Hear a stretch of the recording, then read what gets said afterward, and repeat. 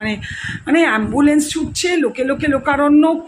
কেন যে মানুষ এই সময়টাতে বয়স্ক বাবা মাকে নিয়ে দর্শন করতে হলে বাবা।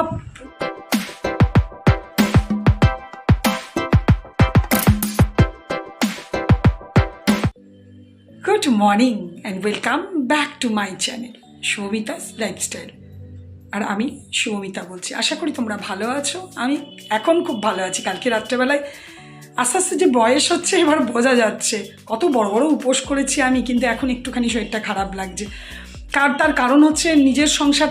দেখো, শ্বশুরবাড়িতে উপোস করি, কিন্তু ওখানে সেরকম কাজকর্মটা থাকে না অতটা। সমস্ত পুজোর সময় যেগুলো উপোস কাপাস হয়, কেন ঘরে সমস্ত কিছু লোক থাকে।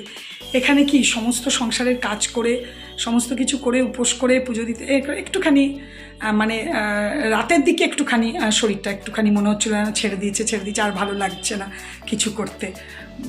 তো ব্যাস, কিন্তু খুব আনন্দে খুব সুন্দর কালকে দিনটা কেটেছে। মানে পুজোর শুরুটা, মানে আমরা ধরি বিপত্তারিণী পুজো, মানে এটা আমাদের পুজোর শুরু হলো মা দুর্গাকে দিয়ে। বিপত্তারিণী মানে মা দুর্গাকে দিয়ে পুজো শুরু হলো আমাদের। খুব সুন্দর কেটেছে দিনটা, বেশ আনন্দ হয়েছে, খুব ভালো লেগেছে। আর দেশ বিদেশ তোমরা যেখান থেকে আমার ভিডিও দেখছো প্রত্যেককে জানাই অশেষ ধন্যবাদ। যাবো একটু মাছ আনতে।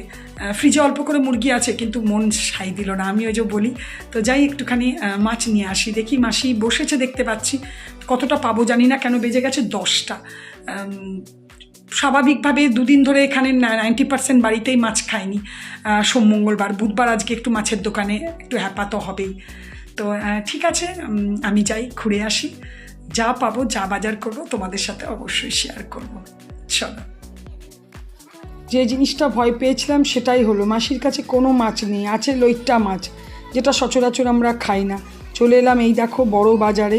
এই দিকটা পুরো মুরগি কাটে, আর এই দিকটা পুরো মাছের বাজার, আর পিছন দিকে আছে পুরো সবজি। বিশাল এলাকা নিয়ে মার্কেট। তো দেখি কি মাছ পাই। এখানে আবার এত রকমের মাছ না যে আমি পুরো কনফিউজড হয়ে যায়। বাড়ি এলাম, আসার পরে দেখলাম তোমাদের দাদা এসছে। তো ভাবলাম এত প্রচণ্ড গরম, আর দেখছি খুব ঘেমেছে। গ্লুকন-ডির জল একটু গুলে দিই, তারপরে দেখি জিজ্ঞেস করি কি খাবে। তো বলছে কিচ্ছু খাবে না এই গরমে। তো আমি দেখলাম চলো আম আর পায়েসই একটু দিয়ে দিই। এমনিতেই ভালো লাগছে না, মিষ্টি ফিষ্টি খেতে গা পুরো গুলাচ্ছে একদম। এই দেখো যা পেয়েছি। ওখানে তো বড় মার্কেট মানে বড় বড় মাছ। যাই হোক, এটাই নিয়ে এসেছি। আর সঙ্গে এই দেখো ডিম নিয়ে এসেছি আজকে। জানি না কতটা কি আজকে করতে পারবো, কেন অনেক দেরি হয়ে গেছে। আর একটু অল্প করে সবজি নিয়ে এসেছি, একটা লাউ নিয়ে এসেছি। কতটা কি ভালো হবে জানি না। আর এই যে কাঁকরোল। চলো, পুজো হয়ে গেল। আজকে দেখো কত নীলকণ্ঠ ফুল ওদের বাড়িতে ফুটেছে, অনেক ফুটেছে, কি ভালো লাগে। চান পুজো সত্য কমপ্লিট হয়ে গেল, সমস্ত কাজকর্ম। আজকে বিভৎস গরম, তার মধ্যে টিম করে লাইট জ্বলছে। এখন আবার লাইটটা ফট করে চলে গেল। যাই হোক, বাজারও আজকে ভীষণ হ্যাপা হলো।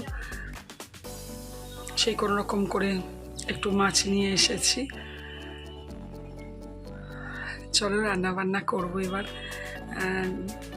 টিফিন বলতে আমি সেরকম কিছু খাইনি। কালকেরই টুকটাক প্রচুর জিনিস ছিল, সেগুলোই খেলাম। প্রথমে এসেই তো এক গ্লাস মানে ওই কী বলে গ্লুকন-ডির জল খেলাম, মিষ্টি খেলাম, একটু পায়েস খেলাম, একটু আম খেলাম। ব্যস্ত হয়ে গেছে আমার টিফিন খাওয়া। যাচ্ছি রান্নাঘরে, একটু কেটে রেডি করে তারপর তোমাদের সাথে কথা বলবো। আমি না আমার এই ঘরের জানলার সামনে বসে আছি, কারণ বাইরে লোক এসছে তোমার দাদার কাছে। দাদার জন্য মানে কাজেই একজন এসেছে, বাইরে ওরা গল্প করছে। ওই জন্য আমি ঠাকুর ঘরে ভেতর ঘরে জানলাটায় বসে তোমাদের সাথে কথা বলছি। এই দেখো কেটে রেডি করে এলাম। কাঁকরোল কেটেছি, ভাজা করব, আর পটল আলু দিয়ে মাছের ঝোল করব। এখানে মিক্সির মধ্যে টমেটো, রসুন, আদা, পেঁয়াজ সব কিছু একসাথে নিয়ে নিয়েছি, একটা পেস্ট বানাবো। এই দেখো আমার পেস্টটা এখানে রেডি হয়েও গেছে। আর এখানে দেখো কাঁকরোল আলুটা ভাজাও হয়ে গেছে আমার। এদিকে মাছ ভাজা হয়ে গেল, এদিকে পটল আলু একটু গোটা জিরে তেজপাতা ফোড়ন দিয়ে বসিয়েও দিয়েছি। আর এখানে দেখো খুব সুন্দর করে আমার একদম হালকা মশলা দিয়ে ঝোল হয়ে গেছে, একটু ডাল ছিল ফ্রিজে গরম করে নিলাম, এখানে আমার ভাতটাও প্রায় রেডি। আর এদিকে তোমাদের দাদাও চলে এসছে, ভালোই হয়েছে, আজকে একসাথেই খাওয়া হয়ে যাবে। আমি খেতেও বেড়ে নিয়েছি। আর এটা দেখো, সামনে বাড়ি আমাকে শুক্তো দিয়েছে খেতে। গুড ইভিনিং, শুভ সন্ধ্যা বন্ধুরা। চা হয়ে গেল আমার বানানো। দেখি প্রদীপটা একটা হালকা হাওয়া দিচ্ছে, তাও যাই হোক আমার প্রদীপটা এখনো জ্বলছে, হালকা হাওয়া দিচ্ছে, বাইরে বেশ ঠান্ডা ঠান্ডা ভালো লাগছে, হাওয়াটা বেশ ঠান্ডা বাইরেটা, ঘরে কিন্তু গরম আছে বেশ। চলো চা, টিভিটা চালু করলাম, আর চা খাবো। চা হয়ে গেছে, চা বানানো, এই দেখো চা খাবো একটা বিস্কুট দিয়ে, কিছু ইচ্ছা করছে না এখনই বসে বসে। জানো কি করলাম আমি? বিপত্তারিণী পুজোর যেসব ফলগুলো একটু বাকি ছিল, মানে ঠিক ছিল আর নষ্টও হয়ে গেছিলো, সেগুলোকে পুরো বসে বসে খেলাম। এখন কি করব, ওগুলো ফেলে দেওয়ার আগে আর যেগুলো একদম গেছে সেগুলোকে একটা প্যাকেটে করে ওখানে রেখে দিলাম। সকালে তো বাগানে গরু ঢুকবেই, তখন ওই গরুকে খাইয়ে দেবো। যাবো বৃহস্পতিবারের জিনিস আনতে, আজকে বুধবার, আর দু একটা এমনিরও জিনিস নেওয়ার আছে, প্লাস হেঁটে আসবো। চলো যাই, একটু রেডি হয়ে গেছি, বুঝতেই পারছো। বেড়ালটা কখন ঢুকেছিল জানো তো, বুঝতেই পারিনি। এখন আমি বেরোতে যাবো, তখন দেখছি বেড়ালটাও আমার সঙ্গে বেরোচ্ছে। যাই হোক, আমার বাইরে কিছু থাকে না বলে আমি সবই ফ্রিজে ঢুকিয়ে দিই, কিচ্ছু বাইরে রাখি না। ঠিক আছে, বেশ গরম, ফ্যানটা বন্ধ করেছি তো প্রচণ্ড গরম লাগছে। আমি একটু ঘুরে আসি তাড়াতাড়ি করে। ঘরে অনেক আম আছে, খালি একটু দু ধরনের কলা নেব, পুজোর আর ঘরে খাবার। বলছে দেখো মাই ওখানে বসে বসে দেখ কি করছে, গল্প করছে সব। আর সব গেল কোথায়? ফাঁকা কেন দোকান? কালকে এত মিষ্টি বেচেছিস, সব মিষ্টি ফাঁকা হয়ে গেছে। এই যে জিনিসপত্র নিয়ে চলে এলাম লক্ষ্মী পুজোর। এখানটায় আমার ঝোলে, জানো তো কোথায় রাখবো বাবা, মিষ্টি আছে, পিঁপড়ে ধরবে। আবার একটু বেরোবো, তার কারণ হচ্ছে রান্না করব, সেটা পেঁয়াজ ছাড়া হয় না, তো সেজন্য একটু যাই সামনের দোকান থেকে একটু পেঁয়াজ নিয়ে আসি। আর এমনি কলা নর্মাল, পুজোর ছাড়া এমনি কলাও নিয়ে এসেছি। তো ভাবছি একটু দেখি সকালে বৃহস্পতিবার দিন কালকে টিফিন কি বানাবো, তো পাউরুটি পেলে নিয়ে চলে আসি। পাউরুটি আর 500 পেঁয়াজ, এটা মুগ ডালের এই নিয়ে চলে এলাম। আবার দেখবে যেগুলো হার্ড পিস বলি না, সচরাচর দেখবে আমরা সবাই এই পিসটা খেতে চাই না। যাই হোক ওই পিসগুলো রাখা আছে সেই রবিবার থেকে, আজ এই কালেই পরশুই তো লেগেই থাকে। তো আজকে করে দিই, নাহলে কাল তো বৃহস্পতিবার, এমনিতেও খাই না, অমনিতেও বৃহস্পতিবার মুরগি করতাম না, আচ্ছা শুক্রবার এতদিন রাখাটা ঠিক হবে না, তো ভাবলাম না আজকেই করে দিই। তো এটা জাস্ট নর্মাল ঝোল করব আর ভাত। আজকে বরফটা অনেকটাই ছেড়েছে, যাই হোক বসাতে হবে, এবার অনেক বেজে গেছে। আর এখানে 2 পিস মাত্র আলু দিয়েছি, আলু তোমার দাদা খায় না, যদি খেলে এক পিস করে খাওয়া হবে, ব্যাস। গোটা গরম মশলা, চিনি আর তেজপাতা ফোড়ন দিয়ে পেঁয়াজগুলো দিয়ে দিয়েছি, একদম নর্মালভাবে করব। আর এই চিকেনটা কেন একটু আলাদা আমি বলছি তোমাদেরকে, এটা আমি আজকে কাঁচা লঙ্কা দিয়ে করছি। আমি সবসময় দেখবে চিকেন করি একদম লাল লাল দেখতে হয়, কিন্তু আজকে কাঁচা লঙ্কা একটু বাটাও দিয়েছি আর গোটাও কাঁচা লঙ্কা ফেলেছি। এই দেখো আমার সুন্দর করে কষা হয়ে গেছে, জলটা গরম করতে দিয়েছি, ব্যাস। এই দেখো চিকেনও রেডি হয়ে গেছে। আর তোমাদের দাদা একটু দেরি হলেও চলে এসেছে। জানি না আর কতটা কি খারাপ হতে পারে, বা কিসের ইঙ্গিত, বা কিসের ওখানকার মানুষ প্রচণ্ড পরিমাণেই ভীত হয়ে আছে, ভয় পেয়ে আছে।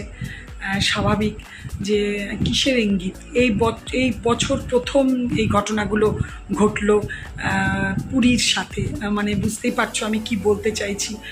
পুরীতে এবছর প্রথম দিন রথ থমকে গেল, দ্বিতীয় দিন আবার রথ চললো, যেটা মানে আজ থেকে বহু বহু বছর আগে নাকি একবার হয়েছিল।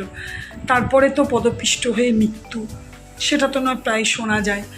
তারপরে কালকের ঘটনাটা সত্যি একদম গায়ে কাঁটা খাড়া করে দেয়।